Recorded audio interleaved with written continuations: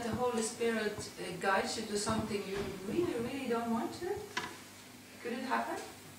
But it's so against your ego or whatever. Marriage. I never wanted to get married. Neither of them. Neither did Armel. Yes, but you just asking. There's the answer. But see, the ego will have its interpretations and its reactions, and oftentimes the guidance will be the most beneficial thing for the whole universe, and the ego, if it's pushed beyond its comfort zone, whatever that is, you know, we're not saying that there's a stable comfort zone. It's highly variable. You know, there's 6 billion different versions of reality that seem to be going on simultaneously in egoic perception on this planet, and so the guidance, you know, is designed for undoing. So, for example, if somebody, let's take something like sexuality, if somebody was raised like in a very restricted standards and mores around sexuality, maybe like the Catholic Church, or, you know, to a great extreme, you know, then the spirit has to use prompts to loosen the mind up from this closed kind of way. Whereas if somebody, will say, was very, very promiscuous and almost like no seeming limits or boundaries, but just into sexual experimentation, like really loose, as the world will say, extremely loose, then the spirit may have to use different experiences to help the mind out of that experience. It may, you can see it could be two different directions, but you're being drawn toward the miracle and toward focus and function in communication, you know, really blessing and seeing innocence and conveying that innocence. And then the mind has to be guided out of its, you know, its darkness toward that light. But that's why it's highly individualized. And I guess what Eric and Armel were saying is that is a good example that Eric was really ready for the next step, and so was Armel. You know, it was like there was a real sense that they were really willing to just follow the spirit and go through more of a rapid undoing, and then something that neither of them had in their conscious mind is something they wanted to do, get married. You know, and this wasn't even unusual. We've had this happen. It almost happens every couple of years with people that I'm working with, where they seem to be guided into something that initially there's a pretty strong egoic reaction to, but it is literally a fast way, a fast track at dismantling. So yeah, that does happen. That's why the arms went up right away, like, oh! Inside you let's say you feel the guidance, or you're not sure, and you don't do it. Will it come and come and come and come and come? Yeah, I mean, I think that is for a lot of people the experience, that if you get a prompt and a guidance, and the ego says no way, that oftentimes it will come and come and come again. And if you still insist on no, then the lesson will come around again in a different form, but really the same lesson. You know, I think there's a line in the Course about trials are but, you know, lessons that you have to learn, and they will be repeated, you know, repeated once again. So he actually says it right in the book. He's like letting you know, oh, this will be coming around again, like that Carly Simon song, you know. If you're willing to play the game, it will be coming around again. And that's the way that it works.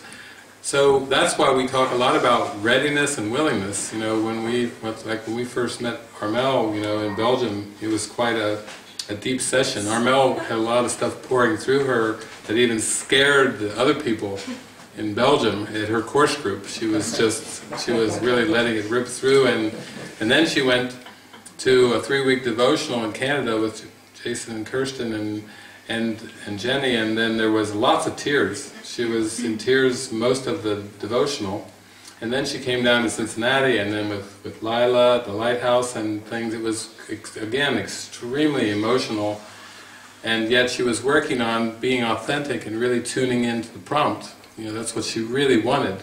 And then boom, when these prompts started coming, you know, world tour.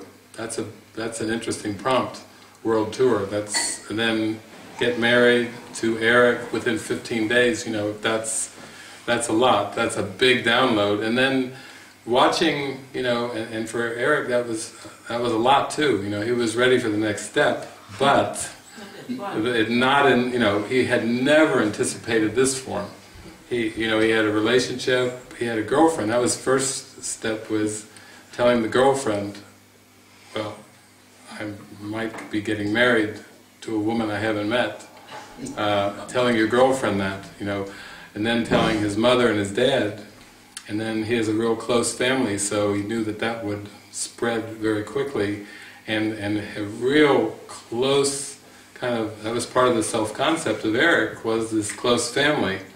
And so, and the more that Eric would just get on the cell phone and Skype and tell us of him stepping through his hoops of fear and just going forward with the guidance, that just helped feed Armel's confidence. And then at first she wasn't ready to even talk to her family or even let them know about it, and then she was so inspired by what Eric was doing that just fed her trust and faith. And then it just kept going and going and going, including the guidance to have a fear of commitment. They both were able to see that part of the fear of marriage was a fear of commitment, and then they were guided, you know, to get tattooed rings. You know, that's another, you can see the Holy Spirit's like heaping it on, like, okay, we got through the door now, let's really go with this thing. And it's been used as a teaching parable, because they had to have so much willingness to go through with it. Even the man, Devon, who had spent some time up at the devotional, he heard very clearly that he was to marry Armel, and then it came through to him clearer that he was an ordained minister, and he was to perform the function of marrying Armel to Eric. At first, when he heard marry Armel, he reacted two different versions. Armel's version of yes, and Devon going no. but still, there was the reactions, you know, the reactions to it. And then he heard clearly what it was about. And then there he was. He had this white robe on, and we ended up doing... He looked like the Pope. The Pope, like a simulcast, and all the people got to watch it, Eric's mother, and over in France, and you know, the miracles just cascaded there. But there was an initial resistance because of the fear of commitment and about the whole thing of getting married, you know. I know at one point Armel was saying, after the wedding started to get planned and everything, she says, no, this isn't a real wedding. Like, this is supposed to be a real wedding. But all of a sudden, minister's place, you know, the inviting guests, you know, all of a sudden it started to be like, whoa. And then, of course, the day after the wedding, I guess, it was kind of like this just hit like a ton of bricks, like, yeah. Oh my God, what did I do? Like, totally insane. You could see the ego reactions didn't stop, you know, after that, and then now with the latest news bulletin, fat, I'm sure that ego was probably not too thrilled with that one either. So, you know, you can see where it's like, okay, here we go, this is my holy relationship, and it's for total dismantling of everything I believe. It's like, okay, let's go with it. Come on, Holy Spirit, bring it on. You know, it's a speed up.